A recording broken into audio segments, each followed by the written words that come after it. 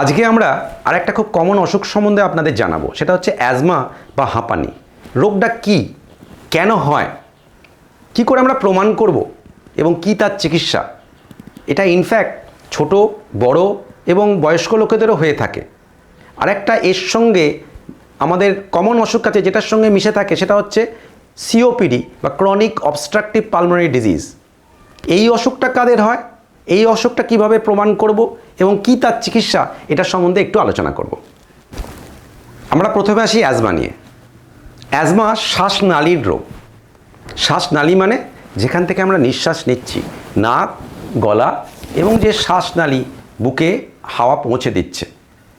এই শ্বাসনালীগুলো যাদের অ্যাজমা তাদের একটু নাজুক, সেন্সিটিভ বা খুঁতখুঁতে হয়ে যায়। খুঁতখুঁতে বলতে কি মিন করছি, একই পরিবেশে আমাদের দু তিনজন আছে, এই বাতাসে যে হাওয়াটা নিচ্ছি তার মধ্যে যে ট্রিগার থাকছে তাদের কিছু হচ্ছে না, কিন্তু অন্য একটা মানুষের যার অ্যাজমা আছে তার শ্বাসনালীগুলো বিষিয়ে যাচ্ছে। বিষিয়ে যাওয়া মানে ইনফ্লামেশন। মানে কি, যখন তার উদ্দীপকগুলো যাচ্ছে শ্বাসনালীতে কিছু কেমিক্যাল রিয়াকশান হওয়ার ফলে শ্বাসনালীগুলো বিষিয়ে যাচ্ছে। তার ফলে কি হচ্ছে, লাল হয়ে যাচ্ছে, সরু হয়ে যাচ্ছে, সংকোচন হয়ে যাচ্ছে। শ্বাসনালী যদি সংকোচন হয় বা বিষিয়ে যায়, শুধু হাওয়া ঠিকভাবে পৌঁছতে পারবে না তা নয়, ইরিটেট করবে, জ্বালা করবে, তার ফলে কাশি আসবে এবং সেখান থেকে শ্লেষ্মা বেরোতে শুরু করবে। যেহেতু বিষিয়ে গেছে শ্লেষ্মাও বেরোবে, তাহলে কাশি, কফ এবং হাওয়া কম যাচ্ছে বলে শ্বাসকষ্ট হবে। এইবারে অ্যাজমা রোগীদের এই সব সিমটমগুলো কি থাকবে না, কোনো শুধু সরু হয়ে গেছে, অতখানি বিষিয়ে যায়নি, হাওয়া কম যাচ্ছে সেজন্য হাঁপাতে পারে, বা শুধু বিষিয়ে গেছে, হাওয়া প্রায় একই রকম যাচ্ছে, তার ফলে কাশি হচ্ছে, বা বিষিয়ে গিয়ে রস বেরোচ্ছে বলে কাশির সাথে কফও বেরোচ্ছে। তাহলে অ্যাজমা পেশেন্ট যে হাঁপাতেই হবে এরকম কোনো কথা না, শুধু কাশি বা কফ নিয়েও আসতে পারে। অনেক সময় এই শ্বাসনালীগুলো বিষিয়ে যাওয়ার জন্য বুকে একটা চাপ সৃষ্টি করে, এটা বুকের চাপ নিয়েও আসতে পারে। ছোট বাচ্চাদের ক্ষেত্রে এগুলো কিন্তু অতখানি প্রমাণ পাওয়া যায় না কাশি ছাড়া, কিন্তু দেখা গেছে তারা যখন হাসছে বা খেলতে যাচ্ছে বা কোনো কিছু অ্যাক্টিভিটি করছে তখন কাশি শুরু হলো। আমাদের এটাকে সন্দেহ জাগায় যে এটা হয়তো শ্বাসনালীগুলো একটু নাজুক, সেন্সিটিভ এবং এরা অ্যাজমা হলেও হতে পারে। অ্যাজমাটা একটা এপিসোডিক ডিজিজ। তথাপি যে যখন ভালো থাকছে, খুব ভালো থাকছে, আবার যখন তার উদ্দীপক আসছে, ট্রিগারগুলো যাচ্ছে, তার কাশি, শ্বাসকষ্ট, সাঁই সাঁই আওয়াজ, বুকচাপ শুরু হয়ে যাচ্ছে। তাহলে আমরা অ্যাজমা সন্দেহ করব কখন?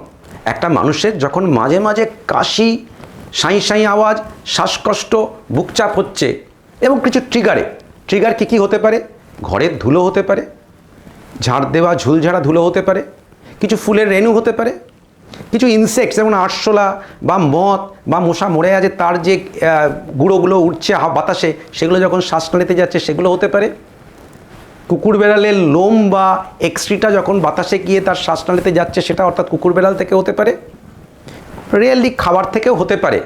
সেই উদ্দীপকগুলো যখন যাচ্ছে এবং শ্বাসনালীতে গিয়ে কিছু কেমিক্যাল রিয়াকশান করার পরে শ্বাসনালীগুলো প্রদাহ বা বিষিয়ে যাচ্ছে এবং তার সিমটম শুরু হচ্ছে। এবং এপিসোডিক, যখন ভালোতে খুব ভালো, আবার যখন খারাপ তখন তার খুব খারাপ, অর্থাৎ কাশি, শ্বাসকষ্ট, সাঁই সাঁই আওয়াজ শুরু হচ্ছে। একটা মানুষের যখন এপিসোডিক কাশি, শ্বাসকষ্ট হচ্ছে, অনেক সময় সিজনাল চেঞ্জের সাথেও হচ্ছে, তখন কিন্তু আমরা সন্দেহ করব যে এই মানুষটার অ্যাজমা বা হাঁপানি আছে। একজন মানুষের যখন মাঝে মাঝেই কাশি, শ্বাসকষ্ট, সাঁই সাঁই আওয়াজ বা বুকে চাপ ধরছে, ভালো থাকছে, হচ্ছে, আমরা তো অ্যাজমা সন্দেহ করছি, কখনোই এই সিমটমগুলো ফেলে রাখা উচিত নয়। বা যেটা করা হয়, ওভার দি কাউন্টার একটা কাশির সিরাপ নিয়ে এলাম, একটা অ্যালার্জির ওষুধ খেলাম, ভালো হয়ে গেল, সেটা করা উচিত নয়। ডাক্তারের কাছে যেতে হবে, প্রমাণ করতে হবে এবং সঠিক চিকিৎসা করতে হবে। কেন? অ্যাজমা যদি দীর্ঘদিন ফেলে রাখা হয়, এই শ্বাসনালীগুলো উদ্দীপকের জন্য সংকোচন হচ্ছে, বিষিয়ে যাচ্ছে, হচ্ছে, ভালো হচ্ছে, হচ্ছে, ভালো হচ্ছে, তার ফলে কি হচ্ছে, শ্বাসনালীগুলো কিছু পার্মানেন্ট চেঞ্জ হয়ে যেতে পারে। আমরা বলি এয়ারওয়ে রিমডেলিং। এবং যে লোকটা এখন মাঝে মাঝে ভুগছে, বেশ কিছুদিন এরম চলার পরে তখন কিন্তু পার্মানেন্ট শ্বাসকষ্টর আকার তার ধারণ করবে, তখন সারা বছরটাই সে খারাপ থাকবে। শুধু তাই নয়, আমাদের কোয়ালিটি অফ লাইফটাকে ভালো করতে পারবো। এই যে মাঝে মাঝে অফিস কামাই, স্কুল কামাই হয়ে যাচ্ছে বাচ্চাদের, সেগুলো আমরা প্রিভেন্ট করতে পারবো।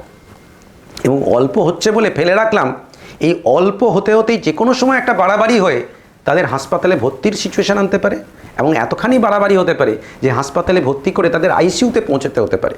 খুব খারাপ, লাইফ থ্রেটনিং।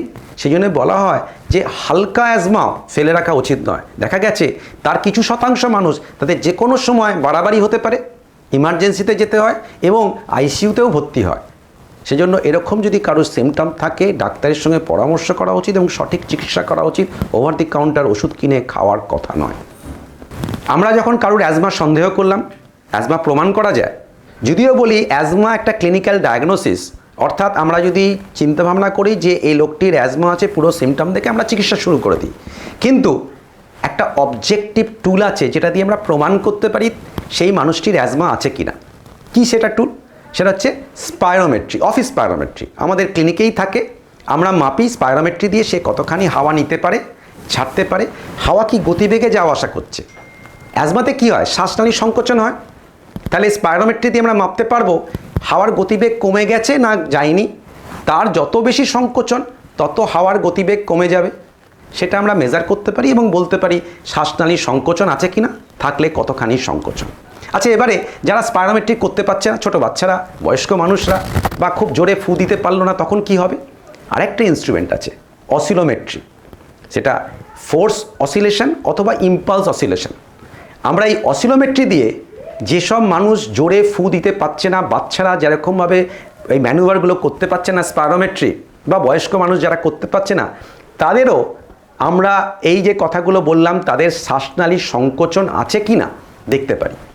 আচ্ছা, অ্যাজমার আরেকটা বিশেষত্ব আছে, শ্বাসনালীর সংকোচন থাকলেও আমরা যখন তাদের ওষুধ দিচ্ছি শ্বাসনালীর মধ্যে শ্বাসনালীগুলো প্রসারিত হয়ে যায়, বেড়ে যায়। কি ওষুধ দিই? আমরা ব্রঙ্কো ডায়ালেটার বলি, স্যালবোটামল বা নিভোস্যালবোটামল আমরা দিয়ে কিছুক্ষণ ওয়েট করি, করে আমরা আবার ওই টেস্টটা রিপিট করি। রিপিট করে যদি দেখি যে কিছু উন্নতি হলো, আমাদের একটা মাপকাঠি আছে, বলি যে 12%-এর বেশি FEV1-এ উন্নতি হলে বুঝতে পারবো যে শ্বাসনালীর সংকোচন ছিল, সেগুলো ওষুধ দেওয়ার পরে প্রসারিত হয়েছে, অর্থাৎ রিভার্সেবল অবস্ট্রাকশন। সেটা আমরা স্পাইরোমেট্রিতেও দেখি, অসিলোমেট্রিতেও দেখি। এবং যদি রিভার্সেবল অবস্ট্রাকশন থাকে আমরা প্রমাণ করতে পারি যে না, এটা অ্যাজমা, এবং অ্যাজমার চিকিৎসা দিতে পারি। এই অ্যাজমা যখন আমরা সন্দেহ করলাম বা প্রমাণ করলাম, তখন তো তার চিকিৎসা দিতে হবে। অ্যাজমার চিকিৎসা কী? প্রথম হচ্ছে জীবনযাত্রা ঠিক করা। জীবনযাত্রা ঠিক করা মানে তার ট্রিগার্সগুলোকে অ্যাভয়েড করা। আমরা আগে কি বলেছিলাম? এক্সট্রিমস অফ টেম্পারেচার যেমন একটা ট্রিগার, ধুলো এবং বিভিন্ন ধুলো, ঘরের ঝাঁট দেওয়া ধুলো, পুরনো বই খাতার ধুলো, বিছানার চাদর বালিশের ঢাকা দিয়ে ধুলো থাকে, কার্পেটসের মধ্যে যে ধুলো থাকে, সেই ধুলোগুলোই বেশি নোটোরিয়াস, কারণ সেখানে ডার্মাটোফাইটস বলে এক রকমের পোকা থাকে। সেই পোকা স্কেলসগুলো বেশি উদ্দীপক হিসেবে কাজ করে। এবং ফুলের রেণু থাকতে পারে, ছত্রাক হতে পারে, কিছু খাবার হতে পারে। তাহলে লাইফস্টাইল মডিফিকেশনের প্রথম হচ্ছে ট্রিগার অ্যাভয়েডেন্স। আরেকটা ইম্পর্টেন্ট ট্রিগার কি জানেন? ধূমপান। সে যদি ধূমপান করে তাকে ধূমপান বন্ধ করতে হবে, বা তার পাশে যদি কেউ ধূমপান, বেশিরভাগ ক্ষেত্রে দেখা গেছে তার বাচ্চারা, বাবা মা বা তাদের মধ্যে দাদু কেউ ধূমপান করছে, বাচ্চাগুলো রয়েছে তার মধ্যে, সেগুলোকে অ্যাভয়েড করতে হবে। তাহলে আমরা বলবো যে প্যাসিভ স্মোকিংও অ্যাভয়েড করতে হবে। এবং বায়োমাস ফুয়েল এক্সপোজার, অনেক সময় দেখা গেছে যে আমাদের এখানে গ্রামের দিকে কাঠের জালে রান্না হয়, সেই কাঠের জালের ধোঁয়াও কিন্তু সিগারেটের ধোঁয়ার চেয়ে কম না, সেগুলো উদ্দীপক হিসেবে কাজ করে এবং ট্রিগার হিসেবে কাজ করে। ঠিক একই রকমভাবে ডিজেল এক্সস্টও আমাদের উদ্দীপক হিসেবে কাজ করে এবং ট্রিগার হিসেবে কাজ করে, সেগুলো থেকে দূরে থাকা। অ্যাজমা যখন আমরা সন্দেহ করলাম, তার চিকিৎসা করতে হবে। চিকিৎসার প্রথম স্টেপ হচ্ছে তার অ্যাভয়েডেন্স অফ দি ট্রিগার বা লাইফস্টাইল মডিফিকেশান। যে ট্রিগারগুলো, সেগুলো থেকে অ্যাভয়েড করতে হবে। কী কী ট্রিগার বললাম আমরা? ধুলো, ঘরের কোনায় যে ধুলো থাকছে, সূর্যের আলো পায় না, বিছানার চাদর বালিশের ঢাকার যে ধুলো, কার্পেটসের মধ্যে যে ধুলো, ফাট টয়েজের মধ্যে যে ধুলো, সেগুলো অ্যাভয়েড করতে হবে, কারণ সেখানে ডার্মাটোফাইটস বলে এক রকমের পোকা থাকে, তার স্কেল এবং এক্সক্রিটাগুলো আমাদের ট্রিগার হিসেবে কাজ করে। এছাড়া ছত্রাক হতে পারে, ফুলের রেণু হতে পারে, কিছু খাবারে হতে পারে, সেগুলো অ্যাভয়েড করতে হবে। 2, চিকিৎসা। রোগটা কোথায়? শ্বাসনালীতে। শ্বাসনালী মানে যেখান দিয়ে আমরা হাওয়া নিঃশ্বাস নিচ্ছি, ছাড়ছি। তাহলে শ্বাসনালীতে প্রদাহ বা বিষিয়ে গেছে, আমাদের ওষুধ যেখানে রোগ সেখানে পৌঁছে দিতে হবে। আচ্ছা, আমরা খাবার ওষুধ খেলে কোথায় যায়? খাবার ওষুধ খেলে পেটে যায়। পেট থেকে আমাদের শ্বাসনালীতে আসবে কি করে? পেট থেকে রক্তে যাবে, রক্ত দিয়ে সারা শরীর ছড়াবে, তারপরে শ্বাসনালীতে আসবে। কিন্তু আমাদের বিজ্ঞানের এগোনোর সাথে সাথে আমরা কি বুঝতে পেরেছি, আমরা যদি এমন ওষুধ দিতে পারি যে ওষুধটা যেখানে রোগ সেখানে আমরা পৌঁছে দিতে পারি, তাহলে কি হবে? অনেক কম ওষুধ, অনেক পার্শ্ব প্রতিক্রিয়াহীন ওষুধ সঠিক জায়গায় সঠিক মাত্রায় পৌঁছে দিতে পারবো। তাহলে কি হবে? সাইড এফেক্ট হবে না, কাজটাও ভালো হবে এবং কাজটা তাৎক্ষণিক হবে। অ্যাজমাতে আমরা তাই করি। অ্যাজমাতে শ্বাসনালীর রোগ, তো আমরা ওষুধ ডাইরেক্টলি শ্বাসনালীতে পৌঁছে দিই। তার ফলে কি হচ্ছে, আমরা যেটা খাবার ওষুধ দিয়ে করতাম তার হয়তো 20 বা 30 ভাগের 1 ভাগ ওষুধ দিয়েই কাজ হয়ে যাচ্ছে, পার্শ্ব প্রতিক্রিয়াও কম হচ্ছে এবং সঠিক জায়গায় তৎক্ষণাৎ যাচ্ছে বলে ইমিডিয়েট কাজটাও হচ্ছে। এইবারে অ্যাজমা চিকিৎসার 2 রকমের ওষুধ ব্যবহার করা হয়। একটা হচ্ছে রোগটাকে ভেতর থেকে ভালো করতে হবে, যেটা বলা হয় রিলিফ। অ্যাজমা চিকিৎসায় 2 রকমের ওষুধ ব্যবহার করা হয়। প্রথমেই বললাম যে আমরা ওষুধটা বুকে পৌঁছে দেবো, কারণ তাতে পার্শ্ব প্রতিক্রিয়া কম, ডোজ কম এবং তাৎক্ষণিক কাজ করে। একটা হচ্ছে রোগটাকে ভেতর থেকে ভালো করা, সেটা হচ্ছে প্রিভেন্টার্স। আর একটা হচ্ছে রোগীটা কষ্ট পাচ্ছে, শ্বাসনালী সংকুচিত আছে, তাকে কষ্ট লাঘব করতে হবে, সেটা হচ্ছে রিলিভার। তাহলে একটা হচ্ছে প্রিভেন্টার্স, যেটা রোগটাকে ভালো করবে, আর রিলিভার তাৎক্ষণিক উপকার করবে। রিলিভার কীরকম? এই সঙ্গে সঙ্গে শ্বাসনালী সংকোচনকে প্রসারণ করে দেওয়া, সালবুটামল, লিভোসালবুটামল। আর প্রিভেন্টার, এইটাই হচ্ছে বোঝার, এটাই হচ্ছে আমাদের পৃথিবীতে এখনো অবধি যেসব ওষুধ আবিষ্কার হয়েছে বিষিয়ে যাওয়া বা প্রদাহ ভালো করার জন্য বেস্ট ওষুধ কি? স্টেরয়েড। আমরা স্টেরয়েড সম্বন্ধে জানি অনেক খারাপ যে স্টেরয়েড খারাপ, স্টেরয়েডে ওজন বাড়ায়, প্রেশার বাড়ায়, আরও অন্যান্য অনেক ক্ষতি করে। সেই ভয়টা আমাদের আছে, কিন্তু আমরা যদি এমন একটা স্টেরয়েড করি যে স্টেরয়েডের শুধু ভালো গুণ আছে, কেন আমরা জানি মানুষের শরীরে সবাইকারই স্টেরয়েড আছে এবং স্টেরয়েড মানুষটাকে বাঁচিয়ে রাখে। স্টেরয়েড না থাকলে বরঞ্চ মানুষটা ক্ষতি হয়ে যেতে পারে, ব্যালেন্স থাকাটা।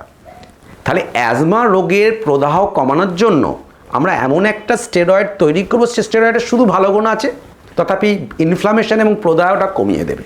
এবং সেটা যদি আমি আমার শ্বাসনালীতে ঠিক জায়গায় প্রয়োগ করতে পারি, তাহলে অল্প মাত্রায় গেল, সঠিক জায়গায় গিয়ে কাজ করলো এবং প্রদাহ কমালো। প্রদাহ কমালে আমি কি বললাম? রোগটা ভেতর থেকে ভালো করার চেষ্টা করলো। তাহলে অ্যাজমা রোগের প্রধান চিকিৎসা হচ্ছে ইনহেল কর্টিকোস্টেরয়েডস, তথাপি ইনহেল স্টেরয়েড, এটাই প্রধান চিকিৎসা। তাহলে কি যেসব রোগগুলো অল্প সিমটম, কম সিমটম, মাঝে মাঝে ভোগে, তাদেরও কি দরকার? হ্যাঁ, তাদেরও দরকার। আমি আগে বলেছি, কেন অল্প সিমটম এখন যদি নেগলেক্ট করে তারাই ইমার্জেন্সিতে গিয়ে হাজির হবে বা আইসিইউতে গিয়ে ভর্তি হতে পারে। তাহলে অল্প সিমটম থাকলেও অ্যাজমা যদি মনে করি, তাদেরকে চিকিৎসা করতে হবে ইনহেল কর্টিকোস্টেরয়েড দিয়ে। আচ্ছা, ইনহেল কর্টিকোস্টেরয়েড কি সেফ? ইনহেল কর্টিকোস্টেরয়েড ভীষণ সেফ, এটা অনেক প্রমাণিত, অনেক স্টাডি দ্বারা, অনেক লম্বা ডিউরেশনে যে ডোজে আমরা ইনহেল কর্টিকোস্টেরয়েড দিয়ে থাকি সেটা খুবই সেফ। আচ্ছা, অনেকের ধারণা এই যে ইনহেলার নিলে নাকি অভ্যেসে দাঁড়িয়ে যায়। এটা কি ইনহেলার নিলে কি অভ্যেসে দাঁড়িয়ে যায়? একদম না, ইনহেলার নিলে অভ্যেসে দাঁড়ায় না। কেন? অনেক অল্প মাত্রায় ওষুধ যাচ্ছে, যেখানে রোগ সেখানে যাচ্ছে। এটা প্রমাণিত যে অভ্যেসে বা না এটাতে অ্যাডিকশান হচ্ছে, না ডিপেন্ডেন্সি হয়ে যাচ্ছে। এটা একটা ভালো অভ্যেস। ঠিক করে ইনহেলার নিতে হবে, কতদিন নিতে হবে সেটা ডাক্তার বলে দেবে, এবং ঠিক ডিউরেশনে ঠিকভাবে যদি ইনহেলার নেওয়া হয়, রোগটা ভালো থাকবে। আচ্ছা, বাচ্চাদের জন্য কি ইনহেলার সেফ? একদম সেফ। কেন? বাচ্চাদের ক্ষেত্রেও সে একই জিনিস, যেখানে রোগ সেখানে আমরা পৌঁছে দিচ্ছি এবং অল্প মাত্রায় অল্প ডোজে পৌঁছে দিচ্ছি।